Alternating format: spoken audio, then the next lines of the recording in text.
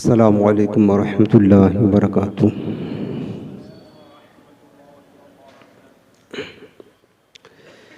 अल्हम्दुलिल्लाहि रब्बिल आलमीन वस्सलातु वस्सलामु अला अशरफिल अंबियाइ वल मुरसलीन व अला आलिहि तय्यिबीन व अस्हाबिहि ताहिरीन। अम्मा बअद फ़अऊज़ु बिल्लाहि मिनश शैतानिर रजीम। बिस्मिल्लाहिर्रहमानिर्रहीम। क़ुल ला अस्अलुकुम अलैहि अजरन इल्लल मवद्दत फ़िल क़ुरबा। वक़ाल अल्लाहु तआला फ़ी मक़ामिन आख़िर वकुल्लन वअदल्लाहुल हुस्ना। वक़ाल तआला फ़ी मक़ामिन आख़र उलाइका हुमुर राशिदून। आमन्तु बिल्लाहि व सदक़ल्लाहुल अज़ीम। अल्लाहुम्मा रब्बिश्रह ली सदरी व यस्सिर ली अमरी वहलुल उक़दतम मिन लिसानी यफ़क़हू क़ौली। रसूल रहमत, मालिक जन्नत, शफ़ीए उम्मत, सरापा जूदो सखावत, बाइसे खैर व बरकत सल्लल्लाहु तआला अलैहि वालिहि वसल्लम इरशाद फरमाते हैं, सल्लु अलैया फ़इन्न सलातकुम अलैया ज़कातुल लकुम। रसूल करीम रऊफ़ुर रहीम सल्लल्लाहु अलैहि वसल्लम फरमाते हैं कि मुझ पर दुरूद पाक पढ़ो, बेशक मुझ पर दुरूद पाक पढ़ना तुम्हारे लिए पाकीज़गी है। दुरूद पाक की बरकत से दिल को तहारत पाकीज़गी नसीब होती है।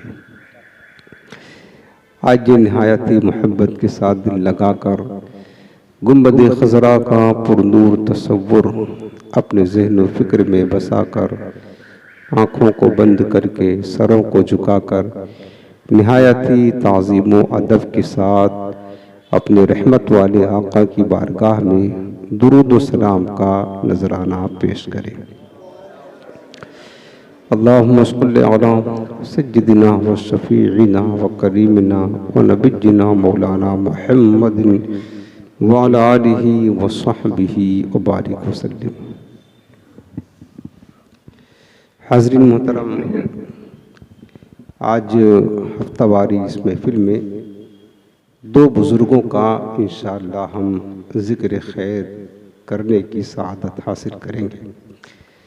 चूँकि ये महीना माह रजब का, इसकी 15 तारीख को शहज़ादे रसूल नवासे रसूल हज़रत सय्यदना इमाम जाफ़र अस-सादिक़ रज़ियल्लाहु तआला अन्हु का उर्स मुबारक होता है, यानी उनके विसाल की तारीख है 15 रजबुल मुरज्जब।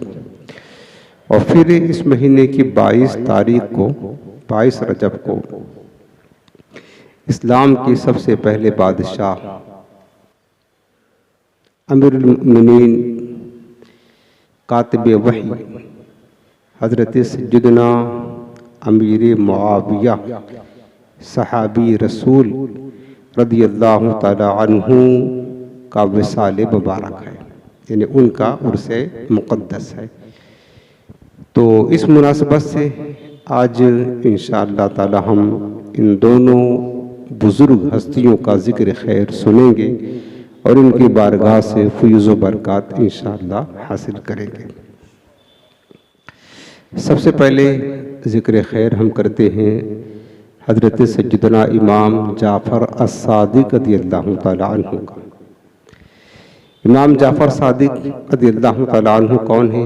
आप जानते होंगे कि कोड़े की नियाज़ 22 रजब को लोग मनाते हैं, करते हैं। तो कोड़े की नियाज़ जिनके नाम से होती है, उन्हीं हस्ती का नाम इमाम जाफ़र सादिक़ रज़ियल्लाहु तआला अन्हु है। ये अइम्मे अतहार के जो 12 इमाम हैं, उनमें ये छठे इमाम हैं। और सय्यदना इमाम जाफ़र सादिक़ रज़ियल्लाहु तआला अन्हु हज़रत सय्यदना मरीज़ करबला इमाम ज़ैनुल आबिदीन रज़ियल्लाहु ताला अन्हु के पोते हैं। इनका नसब ये है, हज़रत इमाम जाफ़र सादिक के वालिद का नाम इमाम बाक़िर है, इमाम बाक़िर के वालिद का नाम इमाम ज़ैनुल आबिदीन, उनके वालिद का नाम इमाम हुसैन शहीद करबला और उनके वालिद का नाम मौलाए कायनात शेर खुदा करमल्लाहु ताला वजहुल करीम है। ये बारगाह रिसालत से नसब के एतबार से बहुत ज़्यादा क़ुर्बत रखते हैं। इमाम जाफ़र अस-सादिक रज़ियल्लाहु ताला अन्हु अपने वक्त के बहुत बड़े इमाम थे, बहुत बड़े इमाम इमाम जाफ़र सादिक, और इतने बड़े इमाम थे कि बड़े बड़े अइम्मा आपके दौर के, बड़े बड़े मुहद्दिसीन आपके शागिर्दों में शामिल हैं। उसकी मिसाल आप यूँ देख लें कि हमारे इमाम जिनकी हम अहकाम शरीयत में तक़लीद करते हैं, जिनके मुक़ल्लिद हैं, जिनका नाम इमाम आज़म अबू हनीफ़ा रहमतुल्लाह ताला अलैह, इमाम आज़म अबू हनीफ़ा रहमतुल्लाह ताला अलैह शागिर्द हैं इमाम जाफ़र सादिक उस्ताज़ हैं। समझ रहे हैं? यानी इतने बड़े इमाम जिसकी शागिर्दी इख्तियार करे इमाम जाफ़र सादिक की, वो ख़ुद कितना बड़ा इमाम होगा। और इमाम आज़म में फरमाया करते थे कि लौला सनतान लहलका नौमान, कि 2 साल इमाम आज़म ने हज़रत इमाम जाफ़र सादिक की शागिर्दी इख्तियार की, इनकी खिदमत में रहे और इल्म व अदब हासिल किया। फरमाते कि अगर ये 2 साल जो मैंने इमाम जाफ़र सादिक की सोहबत और शागिर्दी में गुजारा है, अगर ये ना गुजारता तो नौमान बिन साबित हलाक हो जाता। इमाम मालिक रहमतुल्लाह ताला अलैह, आप इमाम मालिक भी शागिर्द हैं, सुफियान सौरी भी शागिर्द हैं इमाम जाफ़र सादिक के। बड़े बड़े अइम्मा हदीस, अइम्मा फ़िक़्ह इमाम जाफ़र अस-सादिक रज़ियल्लाहु ताला अन्हु के शागिर्द हैं। मेरे अजीज़ों, ये बहुत अजीम हस्ती का हम जिक्र खैर करने जा रहे हैं। अल्लाह ताला ने सबसे बड़ी बात यह है कि हुज़ूर सल्लल्लाहु के शहज़ादे हैं। समझ रहे? सबसे बड़ी खूबी यह है कि नवासे रसूल है। इससे बढ़कर और क्या हो सकता है? मज़ीद बरआं कि अल्लाह ताला ने कमाल, खूबी, करामात से भी अल्लाह ने नवाजा था। साहिब करामत बुजुर्ग है, याद रखना। इतना कुछ मकाम व मर्तबा होने के बावजूद बड़े बड़े अइम्मा, उलमा, मुहद्दिसीन आपके शागिर्द होने के बावजूद भी आपकी इबादत और रियाजत का जो हाल था, तक़वा व तहारत का जो हाल था, हज़रत इमाम मालिक रहमतुल्लाह अलैह फरमाते हैं कि मैं जब भी इमाम जाफ़र सादिक की खिदमत में गया हूँ, मैंने इनको हमेशा 3 इबादतों में से किसी एक इबादत पे मशगूल पाया है। पहली फरमाते हैं कि या तो जब मैं गया हूँ देखा कि इमाम जाफ़र सादिक नमाज पढ़ रहे होते हों, या तो फिर कुरान अज़ीम की तिलावत कर रहे होते, या तो फिर ये रोज़ादार होते। यानी हमेशा अल्लाह ताला की इबादत में मशगूल और मसरूफ़ रहा करते थे इमाम जाफ़र सादिक रज़ियल्लाहु ताला अन्हु।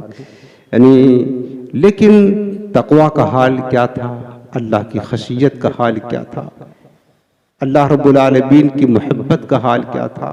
जितना बड़ा मकाम जिसका अल्लाह की बारगाह में होता है, उतना ही ज़्यादा अल्लाह की खशियत से वो लरज़ता रहता है, उतना ज़्यादा अल्लाह की खशियत उसके दिल में होती है। हज़रत सैयदना इमाम दाऊद अत्ताई रहमतुल्लाह ताला अलैह, ये भी अपने वक्त के बहुत बड़े इमाम और बहुत बड़े बुजुर्ग, बहुत बड़े अल्लाह के वली थे। दाऊद ताई रहमतुल्लाह ताला अलैह इमाम जाफ़र सादिक रज़ियल्लाहु अन्हु की खिदमत में गए और कहते हैं कि इमाम, आप हमें कुछ नसीहत करें, आप हमें कुछ नसीहत करें। हज़रत इमाम जाफ़र सादिक ने फरमाया कि दाऊद, तुम तो खुद आबिद ज़माना हो, अपने वक्त के बहुत बड़े इबादत गुजार हो, परहेजगार हो, मुत्तकी हो, तुम्हें हमारी नसीहत की ज़रूरत क्या है? हमारी नसीहत की ज़रूरत क्या है? हज़रत दाऊद ताई ने अर्ज़ किया कि हुजूर, आप पैगम्बर रसूल के फर्जंद हैं, आप नवासे रसूल हैं, आप नसीहत कर देंगे हमारे दिल पर कुछ असर पड़ेगा, हमारा दिल सियाह हो चुका है दुरुस्त हो जाएगा, और नसीहत करना ये तो आपका सेवा है, आप पर फर्ज है कुछ नसीहत करें। इमाम जाफर सादिक क्या जवाब देते हैं, कहते हैं दाऊद ताई तो मुझे नसीहत करने की बात करते हो, मैं तो खुद इस बात से खौफजदा हूं कि क़यामत का दिन होगा जब मैं अपने नाना जान की बारगाह में जाऊंगा, अपने नाना जान को मुंह क्या दिखाऊंगा। अगर मेरे नाना जान रहमत आलम शफीए महशर ये कह दे कि जाफर तूने मेरी मुशाबिहत का और मेरी निस्बत का हक अदा ना किया, उस वक़्त मैं अपने नाना जान को मुंह क्या दिखाऊंगा, क्योंकि क़यामत के दिन जो बख्शिश और निजात का दारो मदार है वो नसब पर नहीं, फरमाते वो अमाल सालिहा पर है, वो अमाल सालिहा पर है। फरमाने लगे कि मैं तुम्हें नसीहत क्या करूं, हमारे अमाल तो इस लायक नहीं है, मैं क्या नसीहत करूं। हजरत दाऊद ताई ये सुनकर के ज़ारो कतार रोने लगे और अल्लाह की बारगाह में कहने लगे, मौला ये उस शख्स का हाल है जिसका गोश्त पोश्त नबुव्वत से ज़ुहूर में आया, जो पैगंबर खुदा का फर्जंद है, शाफ़े रोज़े मैशर का नवासा है, जिसके शबो रोज इबादत में रियाजत में गुजरा करते हैं, जिसके शबो रोज इबादत और रियाजत में गुजरा करते हैं, जितना बड़ा मुत्तकी है, ये उसकी खशियत का हाल ये है कि मेरे करीम रब दाऊद ताई तो किस शुमार कितार में है, किस शुमार में है। ये मुकाम था अल्लाह की खशियत का हजरत इमाम जाफर अस्सादिक रज़ियल्लाहु तआला अन्हु के दिल में। मेरे अजीजों बताओ, खुद सोचो, जो इतना बड़ा मुत्तकी हो, परहेजगार हो, बड़े बड़े उलमा आइम्मा मुहद्दिसीन जिनके शागिर्द हो, जो खुद नवासे रसूल हो और जन्नत जिसके घर की मिल्कियत हो, वो उसके दिल में इतनी खशियत है, वो इबादत इतनी ज्यादा इतनी कसरत के साथ करता है, तो हमारे पास क्या है, हमारे प्यास क्या है। बाज लोग किसी बुजुर्ग से निस्बत हासिल कर लेने के बाद समझते बस हमारा काम बन गया, बेड़ा पार हो गया, हमें कुछ अमल करने की, नेक अमाल करने की, नमाज पढ़ने की, इबादत करने की, तकवा इख्तियार करने की कोई जरूरत नहीं है, बस बुजुर्ग से निस्बत हो गई, बेड़ा हमारा पार हो गया। मेरे अजीजों, जिनको हकीकत में निस्बत थी रसूल खुदा से, पैगंबर इस्लाम से, उन्होंने कभी ये नहीं कहा कि हमको तो निस्बत मिली है हुजूर से, हम तो हुजूर के नवासे हैं, हमें अमल करने की जरूरत क्या है। उन्होंने कभी ये ना कहा रात जिनकी मुसल्ले पर गुजरा करती थी, दिन जिनके रोजे से हुआ करते थे, उन्होंने ये कभी नहीं कहा, बल्कि सारी जिंदगी अमाल सालिहा करते करते जिंदगी गुजार दी, इस दुनिया से रुखसत हो गए। तो बताओ मेरे प्यारे, अगर हम किसी वली से निस्बत हासिल करने के बाद अमाल से गाफिल हो जाए, नेक अमाल ना करे, नमाज़ें ना पढ़े, तकवा इख्तियार ना करे, झूठ फराड करे, फिर हम सोचे कि जन्नत हमारे घर की है, हमें डायरेक्ट जन्नत में जाना है, वो बुजुर्ग हमें बख्शवा करके जन्नत में लेकर के जाएंगे, ये क्या जिहालत है, ये क्या जिहालत है। बाज पीर ऐसा कहते हैं, इस दौर के जाहिल जो पीर हैं वो ऐसा कहते हैं कि हमारे साथ निस्बत कायम हो गई, अब हम तुम्हें बेड़ा पार लगा देंगे, जन्नत तक पहुंचा देंगे। मेरे अजीजों, जो पीर ऐसा कहता है वो पीर नहीं, वो पैर है, पैर, वो जाहिल है, वो खुद तो भटका हुआ है, गुमराह है, तुम्हें भी बर्बाद करके रख देगा। ऐसा शख्स जो शरीयत इस्लामी का पासदार ना करे, रसूल करीम की सुन्नतों का लिहाज ना करे, वो पीर नहीं होता, वो पैर होता है, और वो बंदा खुद बर्बाद होता है। अगर तुम उनके नक्श कदम पर चलोगे तो वो तुम्हें भी बर्बाद करके रख देंगे। लिहाजा कोई कितना भी बड़ा मकाम हासिल कर ले, कभी भी अमाल सालिहा से बेनियाज नहीं हो सकता। याद रखना, आप कुरान पढ़ेंगे, कुरान का मिजाज क्या है, जहां रब्बुल आलमीन ने ईमान का जिक्र किया, इन्नल्लज़ीना आमनू, उसके बाद फौरन फरमाया वामिलुस सालिहात, बेशक वो लोग जो ईमान ले और नेक अमल किया, मन आमना वामिला सालिहान, जो ईमान लाया और नेक अमल किया। हर जगह नेक अमल का जिक्र रब्बुल आलमीन ने ईमान के साथ किया है। तो क्यों किया है कि ईमान लाना सिर्फ काफी नहीं, बल्कि ईमान के साथ साथ अमल को भी मजबूती के साथ इख्तियार करना है। सहाबा की, बुजुर्गों की, आइम्मा की, अहले बैत की जिंदगी से हमें यही सबक मिलता है। तो मेरे प्यारे, अगर आप साहिब ईमान है तो अमाल तो ईमान वालों के लिए है, काफिरों के लिए तो अमाल नहीं है ना। नमाज किसके लिए है? साहिब ईमान के लिए। काफिरों के लिए तो पहले उन पर लाजिम है कोई ईमान लाए। अगर हम साहिब ईमान होकर हम ही नमाज नहीं पढ़ेंगे, हम ही गफलत के शिकार होंगे, हमारे दिल अल्लाह की खशियत से खाली होंगे, तो बताओ क्या कुफ्फार अल्लाह से डरेंगे? वो नमाजें पढ़ेंगे, वो तक़वा इख्तियार करेंगे? नहीं, ये हमारा शेवा है, हमारा काम है कि हम अल्लाह की खशियत पैदा करें अपने दिल में और आमाल सालिहा की तरफ भाग दौड़ करें, कोशिश करें और जितना ज़्यादा हो सके नेक आमाल से अपनी ज़िंदगी को मुज़ज्जन करें और अपनी ज़िंदगी को आरास्ता करें। ये हमारे बुजुर्गों की बारगाह से ये सबक मिलता है। अगले चले, इतना बड़ा इमाम होकर एक मर्तबा इमाम जाफ़र सादिक अपने मुरीदीन के साथ बैठे हुए थे और आप अपने मुरीदीन से कहने लगे कि आओ हम सब मिलकर एक अहद करते हैं, हाथ में हाथ देकर एक अहद करते हैं। और वाहिद ये है कि चलो हम ये अहद करते हैं कि क़यामत के दिन जो सबसे पहले बख्शा जाएगा, जो सबसे पहले बख्शा जाए, वो अपने दूसरे साथी की सिफारिश करे अल्लाह की बारगाह में, ताकि उसकी भी नजात हो जाए। समझ रहे बात? ये किससे कह रहे हैं? अपने गुलामों से, अपने मुरीदीन से। आओ मिलकर अहद करें, अगर तुम्हारी नजात पहले हो गई तो तुम अहद करोगे कि तुम ये अहद करो कि अल्लाह की बारगाह में तुम हमारी सिफारिश करोगे ताकि हमारी भी निजात हो जाए। अगर हमारी निजात हो गई तो हम अहद करते हैं कि हम अल्लाह की बारगाह में सिफारिश करेंगे, अल्लाह तुम्हारी भी बख्शिश फरमा दे। ये गुलामों के साथ इमाम जाफर सादिक अहद कर रहे हैं। आओ मिलकर अहद करते हैं गुलामों कि जिसकी नजात क़यामत के दिन पहले हो जाए, वो अपने साथी के लिए अल्लाह की बारगाह में बख्शिश की सिफारिश करे। तो मुरीदीन ने, गुलामों ने कहा, हुजूर आपको हमारी सिफारिश की जरूरत? आप तो उस नबी कौनैन के शहजादे हैं जो शाफ़े रोज़े महशर है, जो मालिक जन्नत है, अल्लाह के हबीब हैं। जन्नत तो आपके घर की मिल्कियत है। आका, हमें तो जरूरत है कि आप हमारी सिफारिश रब की बारगाह में करें। आपको हमारी सिफारिश की जरूरत क्या है?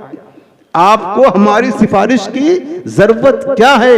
इमाम जाफर सादिक ने ये सुना तो फरमाया, मैं अल्लाह की बारगाह में क़यामत के दिन से डरता हूँ, क़यामत के दिन से डरता हूँ कि जाफर सादिक जो है ना, अल्लाह की बारगाह में क्या अमल लेकर के जाएगा, क्या अमल लेकर के जाएगा।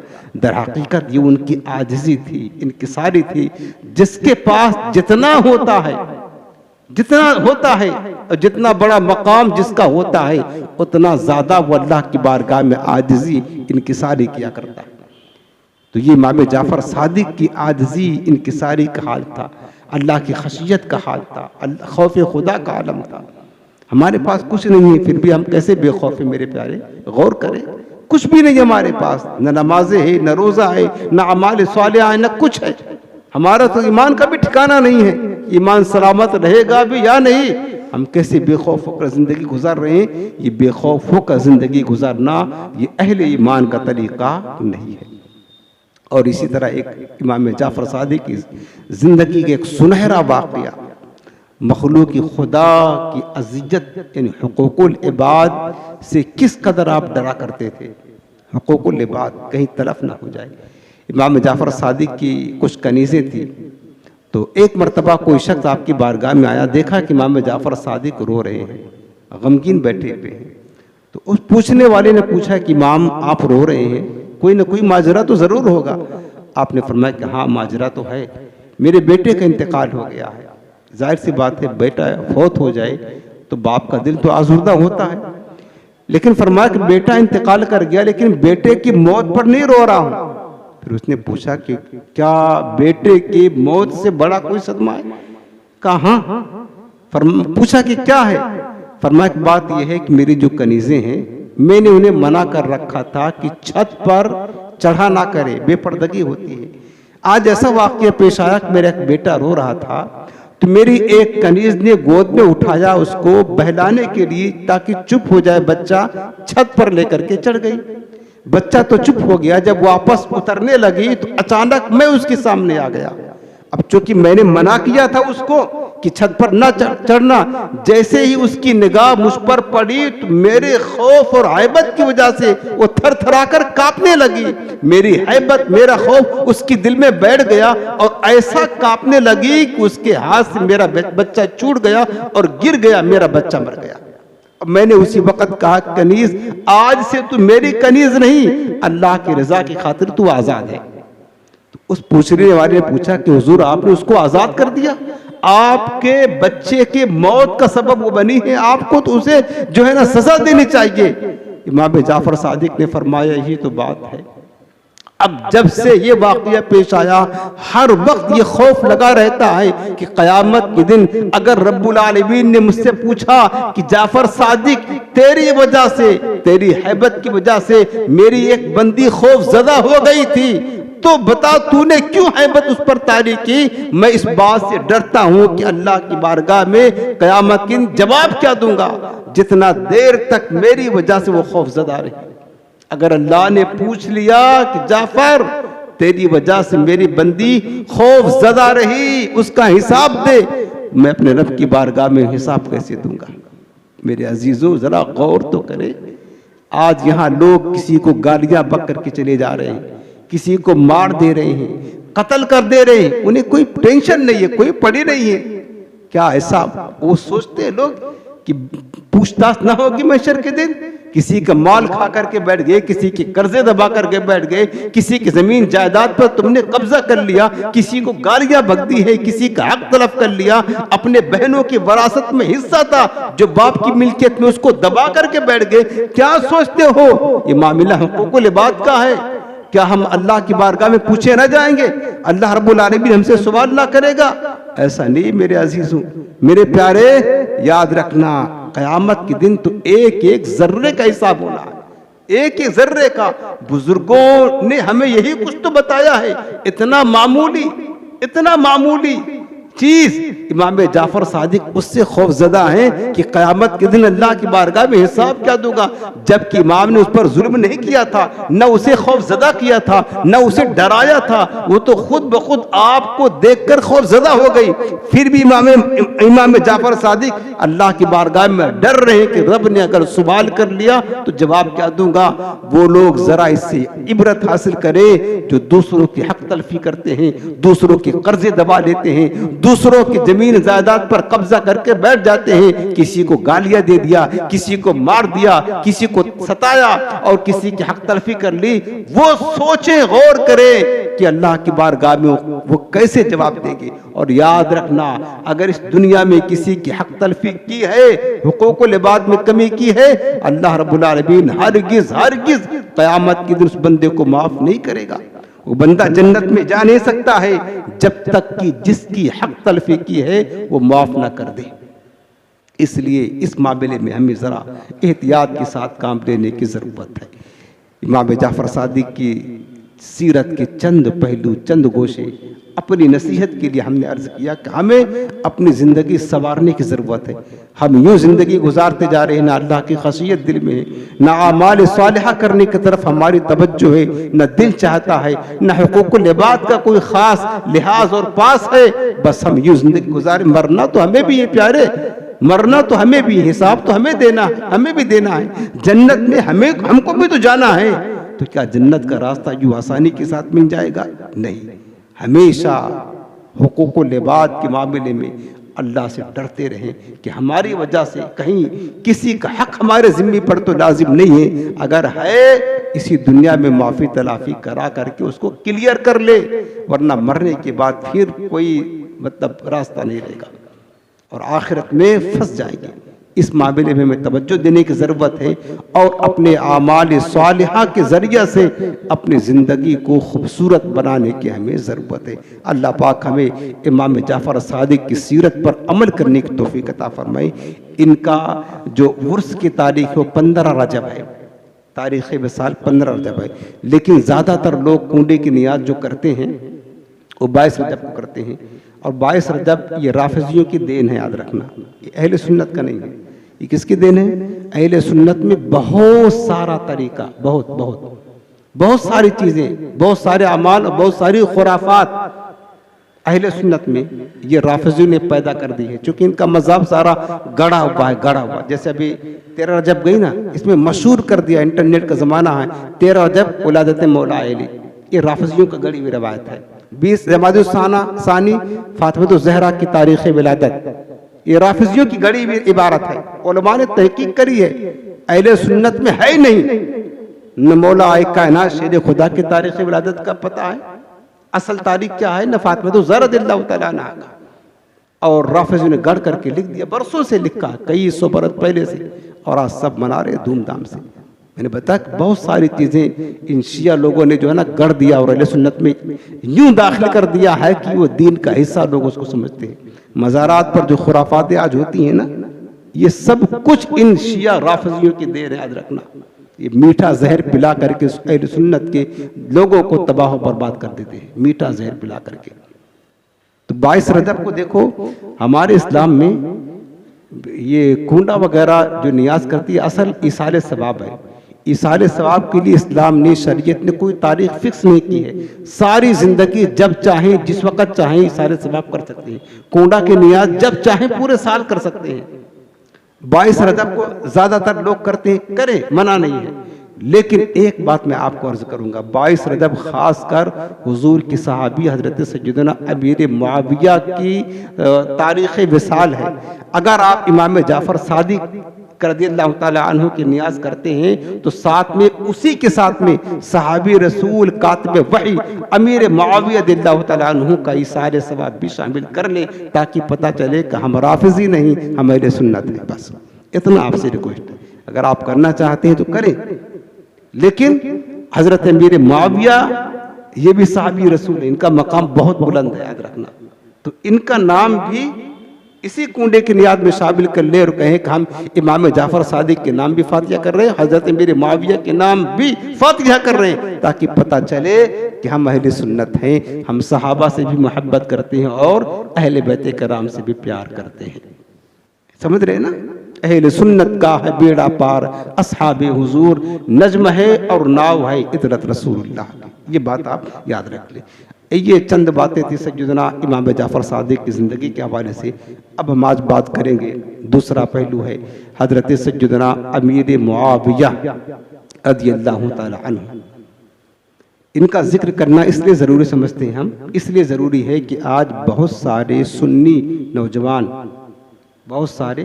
नौजवान आज वो गुमराह हो गए, भटक गए, सहाबे के नाम के गुस्ताख बेअदब बन गए। हजरत अमीर मुआविया के गुस्ताख और बेअदब बन करके अपना ईमान, धर्म सब कुछ बर्बाद करके रख दिया, राफिज़ी बन गए बहुत सारे सुन्नी।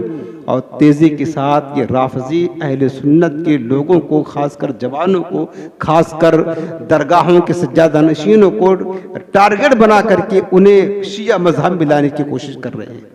और बहुत सारे बहक गए मेरे प्यारे, बहुत सारे बहक गए। इसलिए हज़रत अमीर मुआविया का जिक्र करना ज़रूरी समझते हैं।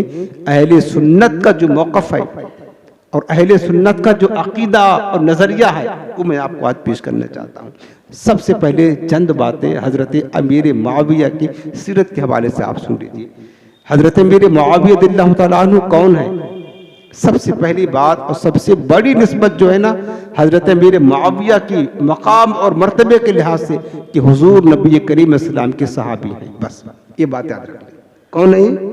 हुजूर के सहाबी हैं। और हुजूर के सहाबी हैं इस बात से कोई राफिज़ी कुत्ता भी इनकार नहीं कर सकता है। समझ रहे ना?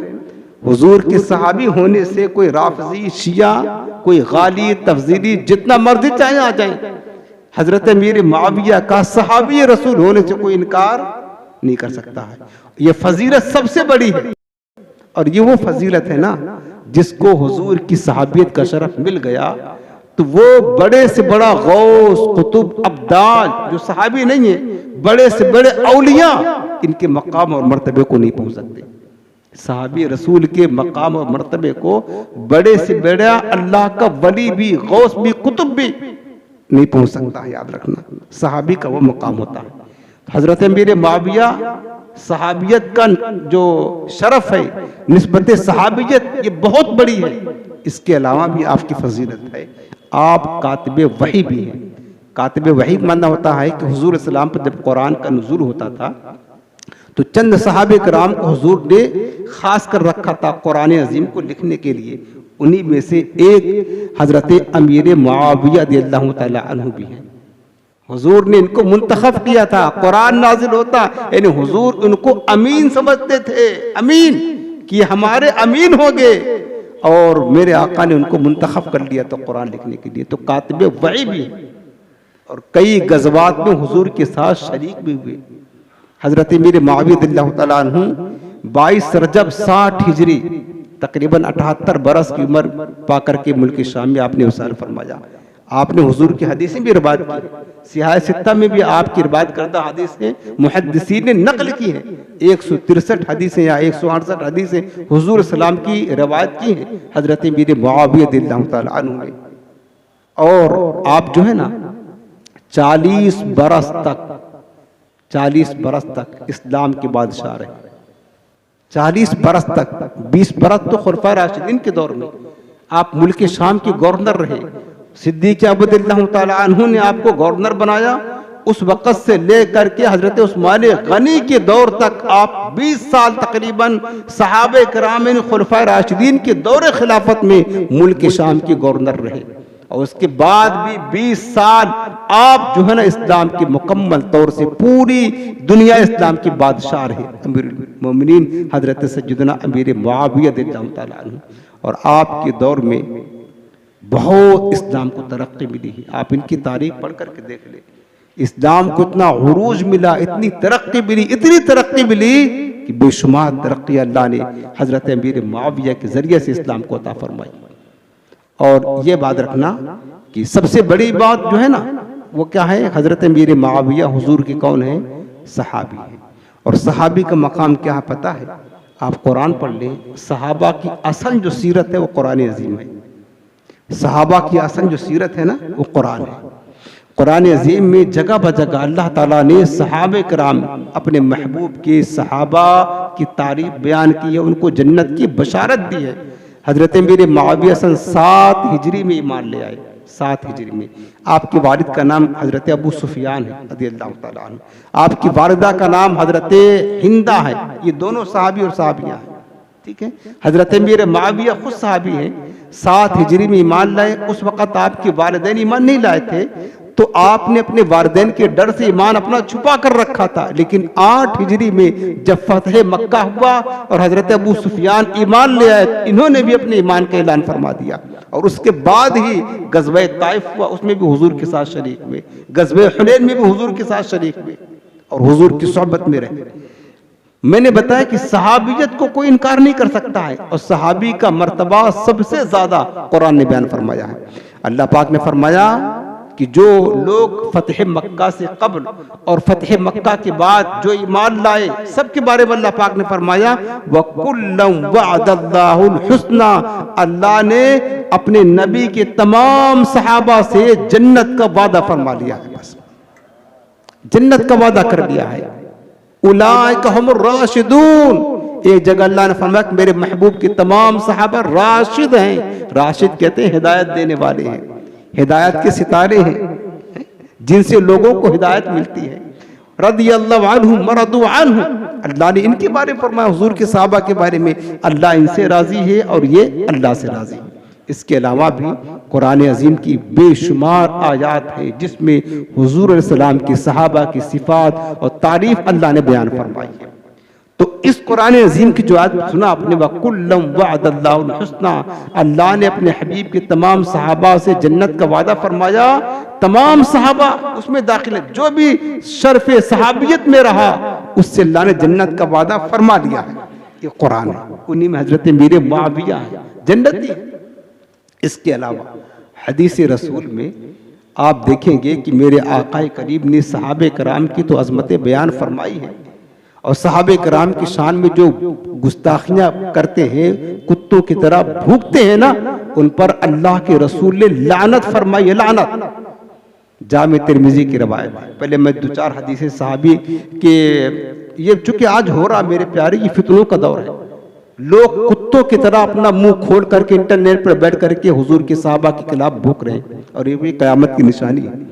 हुजूर के सहाबा के खिलाफ भूक रहे और राफिजियों का तो मजहब ही सहाबा की गुस्ताखी करना है, शेखैन करीमैन की गुस्ताखी करना, हजरत अमीर मुआविया की गुस्ताखी करना, इनके नजदीक सहाबा को गाली देना इबादत है, इबादत राफिजियों के नजदीक। जिसकी शान अल्लाह के रसूल बयान फरमाई, कुरान अजीम से बढ़कर कौन सी किताब है यार।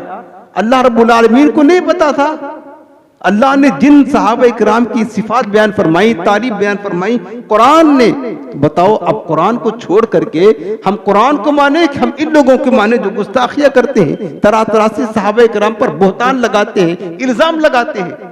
जाहिर सी बात है हम कुरान को मानेंगे ना। मैं आपको पूछता हूं, एक है तारीख की किताब, तारीख की किताब में अगर किसी सहाबी के बारे में कोई मतलब नाजेबा बात लिखी है कि इनसे गलती हुई है, मतलब इन्होंने गलती की है, जुल्म किया, लेकिन कुरान है, हदीस दूसरी तरफ है, इसमें उसी सहाबी या सहाबा की तारीफ और तौसीफ लिखी है, तो बताओ आप किसकी बात मानेंगे? आप तारीख की बात मानेंगे कि कुरान और हदीस की बात मानेंगे? जाहिर सी बात है मुसलमान कुरान और हदीस की बात मानेगा। तारीख में बहुत सारा इख्तिलाफ होता, मुअर्रिख अपने तरफ से भी लिख सकता है, और तारीख में भी राफिज़ियों ने बहुत कुछ गढ़ दिया है। जो कुरान बता रहा है रास्ता, हदीस रसूल ने जो रास्ता बताया है वो आपको रास्ता दिखाता हूं। तो जो लोग हुजूर की सहाबा की गुस्ताखियां करते हैं, हम ये हदीस आपको इसलिए सुनाना चाहते हैं कि कभी भी मेरे अजीजों हरगिज अपनी जबान से सहाबा में से किसी भी सहाबी की अदना से बेअदबी गुस्ताखी मत करना, वरना फिर अल्लाह की लानत के हकदार ठहरोगे। अपने ईमान को बर्बाद करना है तो जो मर्जी चाहे करना। और ये आज कुछ हो रहा है। अब सुनो, जामे तिरमिज़ी की हदीस पाक है, अबवाबुल मनाक़िब, हजरत अब्दुल्लाह बिन उमर रज़ियल्लाहु अन्हु बात करते हैं कि मेरे आका मदीने वाले मुस्तफ़ा सल्लल्लाहु अलैहि वसल्लम ने फरमाया, इज़ा रअयतुमुल लदीना यसुब्बूना अस्हाबी फ़क़ूलू लानतल्लाहि अलल मलाइकति लानतल्लाहि व लानतल्लाहि अला शर्रिकुम। मेरे आका फरमाते कि लोगों, जब तुम देखो कि कुछ लोग मेरे सहाबा की तौहीन कर रहे हैं, मेरे सहाबा की गुस्ताखी कर रहे हैं, मेरे सहाबा को गालियां दे रहे हैं, तो तुम उस वक्त कहो कि अल्लाह की लानत हो, उनमें जो सबसे बदतरीन लोग हैं इन पर अल्लाह की लानत। इनको मेरे आका ने बदतरीन फरमाया और लानत का हकदार इनको ठहराया है। ये दूसरे हदीस पाक भी, ये तबरानी शरीफ के हज़रत इब्न अब्बास रज़ियल्लाहु अन्हु बात करते हैं, हुज़ूर नबी करीम अलैहिस्सलाम ने फरमाया, मन सब्बा अस्हाबी फ़अलैहि लानतुल्लाहि वल मलाइकति वन नास अजमईन। जिसने मेरे सहाबा की को गाली दिया, गुस्ताखी किया, उस पर अल्लाह की लानत है, तमाम लोगों की लानत है, फरिश्तों की लानत है, सब की लानत है। वो लानत का हकदार ठहरता है कौन? जो हुजूर के सहाबा का गुस्ताख और बेअदब होता है। इसी तरीके से हदीस पाक में, और ये हदीस पाक भी जामे तिरमिज़ी किताबुल मनाक़िब की है, हजरत अब्दुल्लाह बिन मुग़फ़्फ़ल रज़ियल्लाहु अन्हु बात करते हैं, हुजूर नबी करीम सल्लल्लाहु अलैहि वसल्लम ने फरमाया, अल्लाह अल्लाह अस्हाबी, अल्लाह अल्लाह अस्हाबी ला तत्तखिज़ूहुम गरदन बादी। अल्लाह अल्लाह मेरे सहाबा, मेरे बाद मेरे सहाबा को तनकीद का निशाना न बनाना। हुजूर ने फरमाया, मेरे बाद मेरे सहाबा को एतराज का निशाना न बनाना, तनकीद का निशाना न बनाना। इसलिए कि अगर तुम मेरे सहाबा से निस्बत रखते हो, मोहब्बत करते हो, तो मेरी मोहब्बत की वजह से मोहब्बत करते हो, और अगर तुम मेरे सहाबा से बुग़्ज़ रखते हो, समझ लो मेरे बुग़्ज़ की वजह से मेरे सहाबा से बुग़्ज़ और दुश्मनी रखते हो। फिर आगे मेरे आका फरमाते हैं कि मन आज़ाहुम फ़क़द आज़ानी। जिसने मेरे सहाबा को अज़ियत दी, वो समझ लो उसने मुझे अज़ियत दी, यानी तकलीफ पहुंचाई। और मन आज़ानी फ़क़द आज़ल्लाह, और जिसने मुझे अज़ियत दी उसने अल्लाह को अज़ियत दी, और जिसने अल्लाह को अज़ियत दी अन करीब अल्लाह उसकी गिरफ्त फरमाएगा। ये सख्त वईदें हैं सरकार के सहाबा की गुस्ताखी करने का, सख्त सईद हदीसें हैं। और इसके अलावा एक हदीस पाक और सुन ले, कंज़ुल माल शरीफ, हजरत अब्दुल्लाह बिन उमर कहते हैं, मेरे आका करीम ने फरमाया, ला तज़कुरू मसावा अस्हाबी, ला तज़कुरू मसावा अस्हाबी फतख्तलिफा कुलूबुकुम अलैहिम वज़कुरू महासिन अस्हाबी हत्ता तअतलिफा कुलूबुकुम अलैहिम।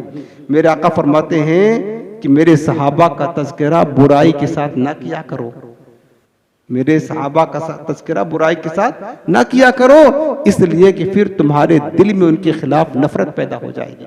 तुम्हारे दिल में इख्तिलाफ पैदा हो जाएगा। मेरे सहाबा का तज़किरा हमेशा खैर और अच्छाई के साथ किया करो ताकि तुम्हारे दिल उनके लिए नर्म हो। कितनी ताकीद मेरे आका ने फरमाई। और ये राफिज़ी क्या करते हैं, हुजूर के सहाबा को तनकीद का निशाना बनाया। तो हुजूर इस्लाम के सहाबा को ये मकाम कहाँ से मिला है? बारगाह रिसालत से मिला है।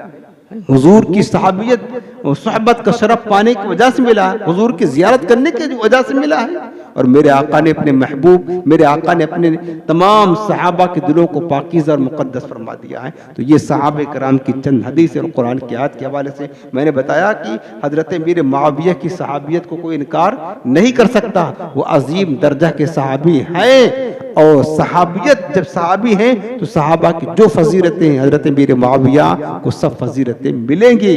और इस फजीलत की बिना पर जो है ना हज़रत मीर मुआविया को कुछ भी ज़र्रा बराबर भी इनकी गुस्ताखी बेअदबी करना या अल्लाह की लानत अपने ऊपर मुसल्लत करने के मुतरादिफ है। तो लिहाजा मेरे अजीज़ों कभी भी सहाबे कराम की गुस्ताखी बेअदबी ना आने पाए। अब चंद बातें हज़रत अमीर मुआविया रज़ियल्लाहु तआला अन्हु की सीरत के हवाले सुन लेते हैं। हज़रत अमीर मुआविया रज़ियल्लाहु अन्हु, मैंने बताया कि सबसे बड़ी निस्बत सहाबी रसूल की। उसके अलावा आप कातिब वही भी हैं, सरकार के साथ गज़वात में शरीक भी हैं, इस्लाम के अज़ीमुश्शान बादशाह हैं हज़रत अमीर मुआविया, इस्लाम के अज़ीमुश्शान बादशाह हैं। और आपकी जो खिदमात हैं, इतनी खिदमात है, हज़रत उमर फारूक आज़म के दौर खिलाफत जो था, दौर खिलाफत में हज़रत उमर ने बहुत सारे गवर्नर तब्दील किए और हज़रत अमीर मुआविया सिद्दीक़ अकबर के दौर से खलीफा थे, गवर्नर थे। हजरत सिद्दीक़ अकबर के दौर से हजरत अमीर मुआविया गवर्नर थे मुल्क शाम के। हजरत उमर के दौरे खिलाफत में आप गवर्नर रहे, लेकिन हजरत उमर ने आपकी तरफ कभी इशारा भी ना किया आपकी खिदमत को देख करके। इतना मतलब इस्लाम को नफा दिया है हजरत अमीर मुआविया रज़ियल्लाहु तआला अन्हु ने। इसके बाद देखें जो ये इख्तिलाफ है ना हजरत अली के साथ जंग सिफ़ीन हुई हजरत अमीर मुआविया की, बात जहनों में सवाल होता और लोग इसी को कह के गुमराह करते हैं। राफिजी इसी बात को लेकर के सुन्नियों को गुमराह करके बर्बाद कर देते हैं। इसका जवाब हम नहीं देते, हमारे बुजुर्गों ने दे दिया है।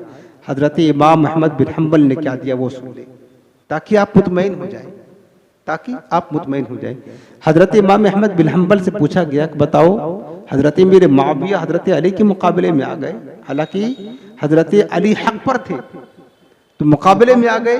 तो हजरत इमाम अहमद बिन हम्बल ने फरमाया कि देखो जब अल्लाह ताला ने तुम्हारी तलवारें उनके खून से आलूदा होने से बचा कर रखी, तुम्हारी तलवारें तो नहीं चली ना उस जंग में, अल्लाह ने तुम्हारी तलवारें उनके खून में आलूदा होने से बचा कर रखी, तो तुम्हें चाहिए कि तुम भी अपनी ज़बानें उनकी शान में खोलने से बचा करके रखो। बस ये मुशाजरात सहाबा कहते हैं। सहाबा का जो इख्तिलाफ था इज्तिहादी मसाइल पर आपस में, उलमा फरमाते उम्मत के लिए रहमत होता है, याद रखना रहमत होता है। अगरचे मौलाए कायनात हक बजानिब थे, हजरत अमीर मुआविया खता इज्तिहादी पर थे, लेकिन हमें इजाजत नहीं है, वो सहाबी रसूल है माज़अल्लाह, उस बिना पर हम जो है ना उनके बारे में माज़अल्लाह लान तान करे, उनकी गुस्ताखी करे, बेअदबी करे। अगर हमने ऐसा किया उनका तो कुछ नुकसान नहीं होगा, वो तो सहाबियत का शरफ पाकर जन्नत में दाखिल हो गए, हम अपनी आखिरत बर्बाद करके रख देंगे, हम अपनी आखिरत अपने लिए जहन्नम को खरीद करके रख देंगे। नसीमुर रियाज में अल्लामा शहाबुद्दीन खुफ़ाज़ी रहमतुल्लाह अलैह क्या फरमाते हैं मन यकुन यतअन फी मुआविया फज़ालिका कल्ब मिन किलाबिल हाविया, जो हजरत अमीर मुआविया पर लान तान करता है दर हकीकत वो जहन्नम के कुत्तों में से कुत्ता होता है, उनका कुछ नहीं बिगड़ेगा। अगर कोई हुजूर के सहाबा की गुस्ताखी करता, हजरत अमीर मुआविया की बेअदबी करता है और नाम लेता मोहब्बत अली में, तो क्या हजरत अली को तुम्हें ज्यादा मोहब्बत है? इमाम हसन मुज्तबा रज़ियल्लाहु तआला अन्हु हजरत अली के बड़े शहजादे, उन्होंने अपनी पूरी सारी खिलाफत उठा करके हजरत अमीर मुआविया को अता फरमा दी थी। पूरी खिलाफत उम्मत की बागो डोर हजरत अमीर मुआविया को दे दिया, सिपुर्द कर दिया। समझ रहे ना, उम्मत की पूरी बागो डोर हजरत अमीर मुआविया के हवाले कर दिया था। किसने? हजरत इमाम हसन मुज्तबा रज़ियल्लाहु तआला अन्हु ने। 6 माह आप खलीफा रहे हजरत मौलाए कायनात शेर खुदा के बाद, फिर आपने 6 माह के बाद पूरी खिलाफत की जिम्मेदारी हजरत मीर मुआविया को चंद शराइत के साथ सुलह पर के उनके हवाले कर दिया। इस बात पर हजरत इमाम हसन को बाज नादानों ने ताना दिया और कहा, अय हसन, आपने मुसलमानों को जलील कर दिया कि खिलाफत आपने अमीर मुआविया को दे दी। ये कहा, ताना दिया हजरत इमाम हसन को। लोग तो कैसे कैसे होते, किसी को नहीं छोड़ते यार। कोई सहाबा का गुस्ताख है, कोई अहले बैत का गुस्ताख है, किसी को नहीं छोड़ते। आपको ताना दिया तो आपने जवाब क्या दिया पता है? हजरत इमाम हसन मुस्तफा कहते हैं कि सुनो, ऐसा मत कहो, मैंने रसूलुल्लाह सल्लल्लाहु अलैहि वसल्लम को ये फरमाते हुए सुना है। हुजूर ने फरमाया कि शब रोज का सिलसिला यूं ही चलता रहेगा हत्ता कि मुआविया हाकिम बन जाएगा। ये हुजूर ने खुद बशारत दे दी थी और हजरत मुआविया को खुद फरमाया था, इन वल्लैत अमरन फत्तकिल्लाह वअदिल। ऐ मुआविया, अगर तू हाकिम बन जाए, गवर्नर बन जाए, वाली बन जाए, तो अल्लाह से डरना और अदल इंसाफ कायम करना। हजरत इमाम हसन कहते हैं, मैंने हुजूर नबी करीम सल्लल्लाहु को फरमाते हुए सुना है कि शब रोज का सिलसिला यूं ही चलता रहेगा यहाँ तक कि मुआविया बिन सुफियान हाकिम बन जाएगा। हजरत इमाम हसन कहते हैं, फिर जब मैंने ये देख लिया कि तकदीर इलाही वाक़े होकर ही रहेगी, तो मैं ये बात पसंद नहीं करता सिर्फ अपनी खिलाफत के लिए मुसलमानों की 2 गिरोह में खूंरेजी कराऊं, ऐसा नहीं हो सकता।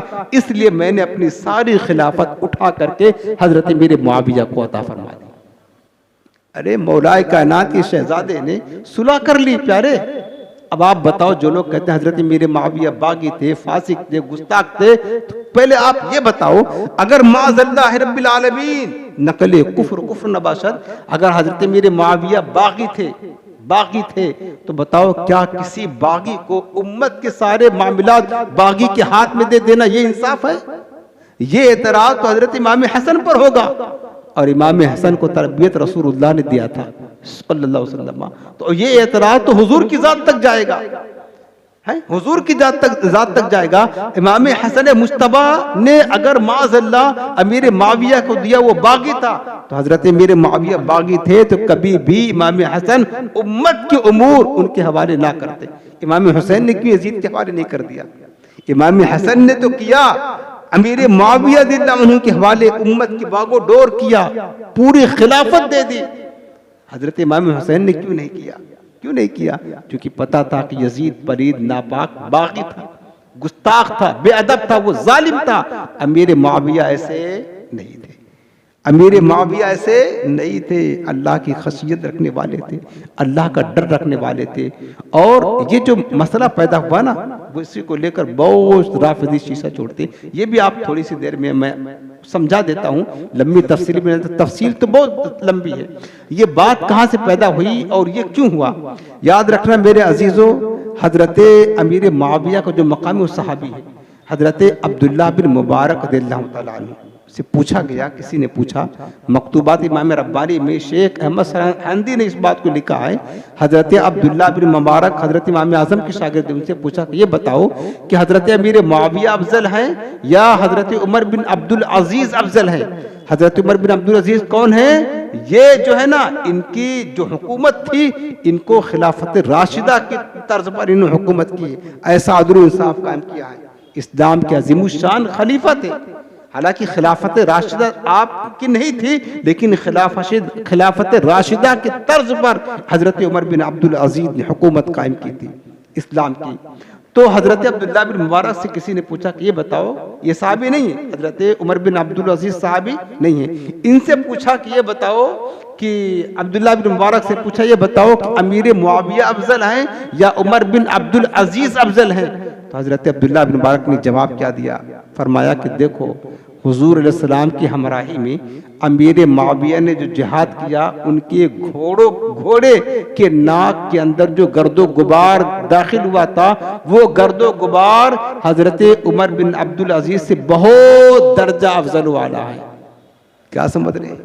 मतलब ये है कि सहाबियत का जो मकाम है, हुजूर की ज़ियारत का जो शरफ है, उसका कोई चीज़ मुकाबिला नहीं कर सकती।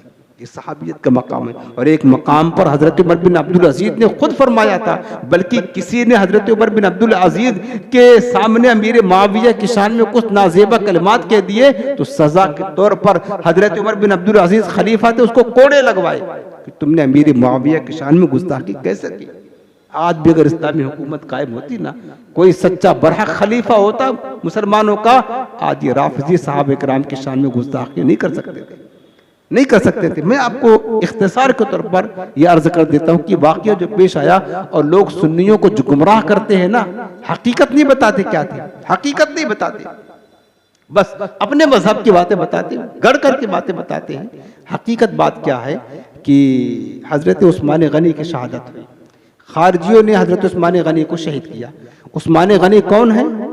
हजरत उस्मान गनी ये हजरत मेरे मुआविया के खानदान से ताल्लुक रखते थे, इनके रिश्तेदार हैं, कराबतदार, समझ रहे ना, चूंकि बनु उमय्या के थे, हजरत मेरे मुआविया भी बनु उमय्या के हैं, और ये दोनों पांचवी पुश्त में जाकर हुजूर के नस्ब से मिल जाते हैं।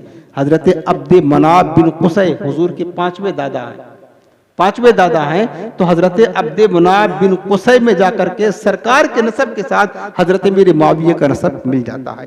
बनु उमय्या खानदान बनु उमय्या से थे, हजरत उस्मान गनी खानदान बनी उमय्या से थे। तो हजरत उस्मान गनी की शहादत हुई, खारजियों ने शहीद किया। अमीर मुआविया मुल्क शाम के गवर्नर थे उस वक्त भी। हजरत मेरे मुआविया ने पैगाम भेजा, हजरत अली जब खलीफा बन गए हजरत उस्मान गनी के बाद, इनकी खिलाफत कायम हो गई, अमीर मुआविया ने मुतालबा किया कि हम उस्मान गनी के खानदान रिश्तेदार हैं, हमारा हक है कि हम मुतालबा करें कि जिन जालिमों ने खलीफा सालिस हजरत उस्मान गनी को शहीद किया है उनको किसास में कत्ल किया जाए, यानी उन्हें सजा दी जाए। मुतालबा करने का हक रखते हैं, जो मतलब वारिसीन होते हैं मुतालबा करने का हक रखते हैं। इन्होंने मुतालबा किया कि ऐ अमीरुल मोमिनीन मौलाए कायनात, आप उस्मान गनी के कातिलों को ढूंढ कर तलाश कर उनको आप सजा दें, कत्ल करें किसास में, और ये इस्लाम का कानून है, कुरान का कानून है, कत्ल किया जाएगा। हजरत अली ने क्या कहा? फरमाया कि हजरत अली ने कि यकीनन उन जालिमों को सजा मिलेगी, लेकिन वो वक़्त इतना नाजुक था जिस वक़्त हजरत उस्मान गनी की शहादत हुई, मौला कायनात की खिलाफत बनी, खाना जंगी शुरू हो गई थी। कुछ जो है ना फिरके, जो अब्दुल्ला बिन सबा, एक सबाई फितना था, यहूदी था, इसने झूठ मूठ कलमा पढ़ करके मुसलमानों में इंतशार डालने के लिए, बड़ी लंबी दास्तान है, उसने जो है ना भड़काना शुरू किया लोगों को। मुनाफिकीन अलग जो है ना इधर उधर दंदनाते फिर रहे थे, बड़ा मतलब खाना जंगी शुरू हो गई थी, खाना जंगी, मुसलमान आपस में लड़ रहे थे। हजरत मौलाए कायनात का कहना यह था कि अमीर मुआविया के साथ तो लिया जाएगा, सजा मिलेगी, बचेगा कोई नहीं, लेकिन अभी चूंकि मुल्क के हालात बेहतर नहीं है, खाना जंगी शुरू हो गई है, अभी निजाम हुकूमत थोड़ा मजबूत हो जाए, अमन अमान कायम हो जाए, तो एक एक कातिल को ढूंढ करके उसको सजा जरूर दी जाए। हजरत मेरे मुआविया क्या कहते थे? कहते थे नहीं अली, मुल्क में अमन उसी वक्त कायम होगा जब आप कातिलों को सजा देंगे, जब पता चलेगा कि कातिलों को सजा दी जा रही है, इनको मारा जा रहा, कत्ल किया जा रहा है, तो दूसरा कोई ऐसी हरकत करने के लिए तैयार नहीं होगा। आप पहले सजा दे तो ही जाकर के अमन की तरफ मुल्क कायम होगा, तो ही जाकर अमन अमान कायम होगा। जब तक कि जालिम दंदनाते फिरते रहेंगे अमन कायम नहीं हो सकता है। तो हजरत मेरे मुआविया का मुतालबा ये था, मौला कायनात का मुतालबा ये था। अब ये मामला इज्तिहादी खता पर आ गई, इज्तिहाद पर आ गया कि मौला कायनात का इज्तिहाद ये कहता था कि पहले अमन अमान कायम हो जाए, निज़ाम में खिलाफत मजबूत हो जाए तो सजा दी जाएगी। अमीर मुआविया कहते थे कि नहीं, अमन अमान उसी वक्त कायम होगा जब आप पहले सजा देंगे। इसी बात पर इख्तिलाफ हो गया, इसी बात पर इख्तिलाफ हुआ। उसके बाद जंग सिफ़ैन कायम हुई, जंग जमल कायम हुई। खैर एक इज्तिहादी मसला था, खता पर हजरत अमीर मुआविया थे, मौलाए कायनात यकीनन बरहक थे, हक अली के साथ था, जो वो कहते थे वही सच था। लेकिन याद रखना मेरे अजीजों, हजरत मेरे मुआविया बावजूद कि खता इज्तिहादी पर थे, लेकिन उस खता की वजह से उनको जालिम कहना, बाकी कहना, वो अपनी आखिरत बर्बाद करना, जिसको है ना, जिसको जहन्नम का कुत्ता बनना है, जो मर्जी चाहे करे, ये हरगिज इजाजत नहीं है, हमें इजाजत नहीं है। वो सहाबा के इख्तिलाफात थे, अल्लाह ने उन सबको माफ कर दिया, मुकद्दस लोग थे। आपस में किसी मामले की कोई जाती बुग़्ज़ नहीं था। हजरत अमीर माविया की कोई दुश्मनी हजरत मौलाए कायनात शेर खुदा से कसम खुदा की नहीं थी, न कोई रंजिश, न बुग़्ज़, न हसद। अगर ऐसा होता तो फिर उनका मकाम ही नहीं मिलता उनको। ये सिर्फ इज्तिहादी खता पर थे। इस मामले में जंग हुई। अब उस मुनासिबत से, इस बिना पर हजरत मेरे माविया को बागी कहना, उनको जालिम कहना और उनको क्या क्या मतलब अल्फाज से ताबीर करना, ये सिर्फ और सिर्फ बंदा अपनी आखिरत बर्बाद करेगा। बंदा अपनी, और कितनी मोहब्बत करते थे मेरे माविया मौला कायनात से। एक मरतबा खसासुल कुबरा में हदीस पाक लिखी है कि एक आराबी हुजूर की बारगाह में, एक देहाती, और उसने कहा, ऐ मोहम्मद सल्लल्लाहु अलैहि वसल्लम, मेरे साथ कुश्ती लड़े। हुजूर से कहता वो देहाती। हुजूर ने उस वक़्त हजरत मीर माविया बैठे हुए थे, कहने लगे कि ऐ देहाती, मैं तेरे से कुश्ती लड़ूंगा। तो हजरत मीर माविया ने कुश्ती लड़ी, पछाड़ दिया उसको। उस वक़्त मेरे आका करीम ने फरमाया कि माविया तू कभी मगलूब नहीं हो सकता, यानी तू कभी शिकस्त नहीं खा सकता है, तुझे कोई पछाड़ नहीं सकता है। आका करीम ने यह फरमाया था। उसके बाद फिर हुजूर ने फरमाया, जब ये बात मौलाए कायनात को पता चली कि हुजूर ने माविया के बारे में कहा था कि माविया तू कभी शिकस्त नहीं खा सकता है, तो हजरत अली कहते, खुदा की कसम अगर मुझे जंग से पहले ये हदीस मालूम हो जाती, मैं कभी भी अमीर माविया का सामना ना करता, न उनसे मुकाबला करता, न लड़ता उनसे। और आकाए करीम ने हदीस पाक में, जामे तिरमिज़ी की हदीस में है, हुजूर ने दुआ दी थी, अल्लाहुम्मा जअल मावियता हादियन महदियन वहदी बिही, अल्लाह तो माविया को हिदायत देने वाला बना, महदियन हिदायत याफ्ता बना, वहदी बिही और इसके जरिए से लोगों को हिदायत अता फरमा। दुआए मुस्तफ़ा है हजरत मीर माविया के शान में।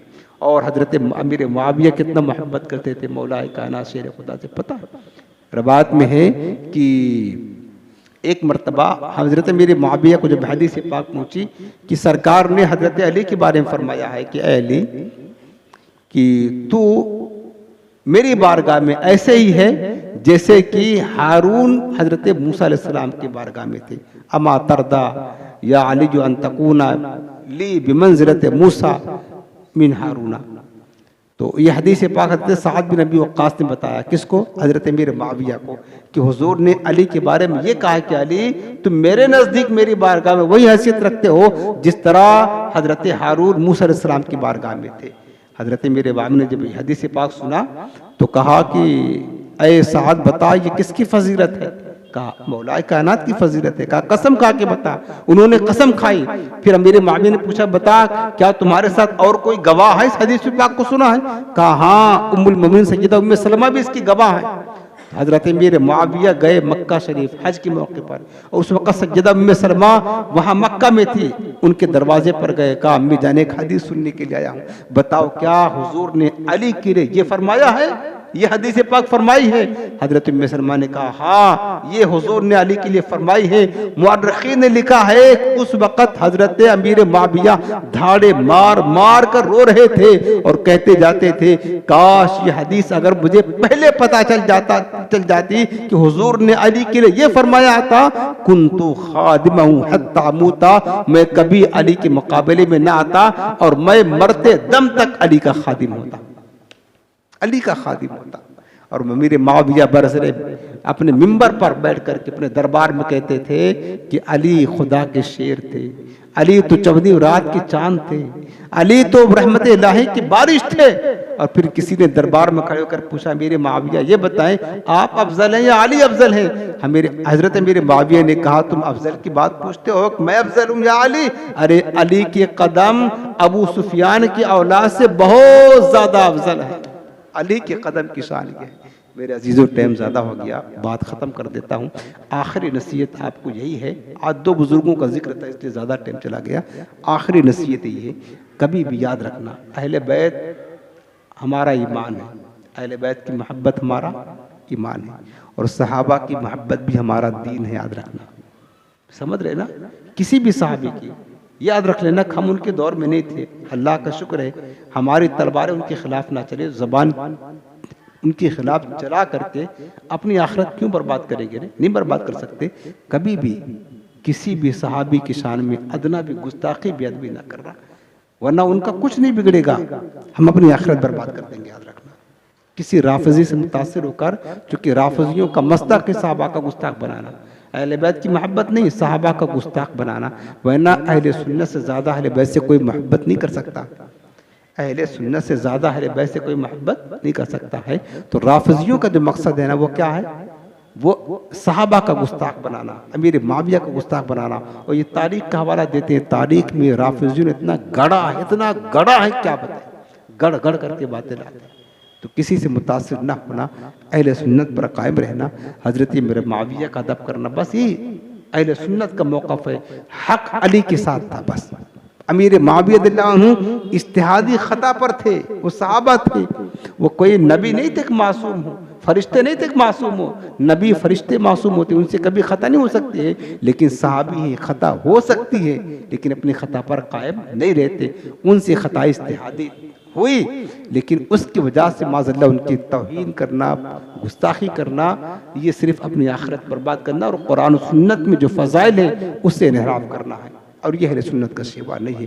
अहले सुन्नत पर कायम रहें, राफिजियों से दूर भागे, तमाम सहाबा का अहले बैत का अदब करे, मोहब्बत करे, इनका मोहब्बत, इनसे इनका अदब, यह हमारे इंशाअल्लाह आखिरत में निजात का ज़रिया बनेगी। अल्लाह हमें अहले बैत से सच्ची मोहब्बत नसीब फरमाए और सहाबा किराम सच्ची अक़ीदत अता फरमाए। आमीन बिजाह नबी करीम।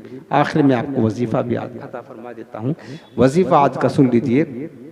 बाज़ औक़ात आँख लाल हो जाती है, आँख में दर्द होते हैं, तकलीफ़ हो जाती है ना, आँख दुखती है, कभी लाल हो जाती है। अगर आँख की तकलीफ़ हो, उठाए, दर्द हो, दुखने लगे, लाल हो जाए, आँख की जो प्रॉब्लम है उसके लिए अल्लाह ताला के एक नाम अक़दस से या मुक़ीतो, मीम क़ाफ या और ता, या मुक़ीतो 10 मरतबा पढ़ करके रोज़ाना, जब तक अच्छा ना हो जाए, रोज़ाना अव्वल आखिर एक बार या 3 बार दुरूद पाक पढ़ करके आँखों पे दम कर लें।